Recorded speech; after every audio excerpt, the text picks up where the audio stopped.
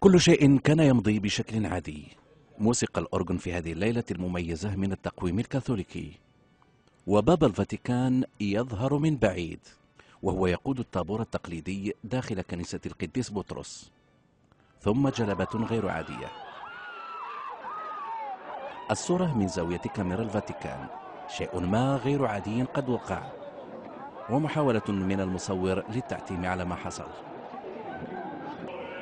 وبفضل كاميرات الجمهور ها هي تفاصيل ما جرى عن قرب.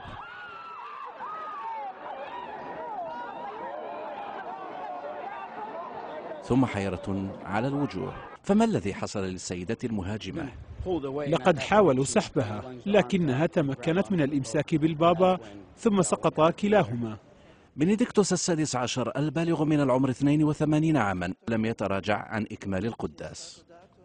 الحادث ليس الأول من نوعه، ففي نفس القداس من العام الماضي وفي نفس المكان حاولت امرأة الانقضاض على البابا وخرج منها أيضا سالمة. عبد الرحيم الفارسي، BBC.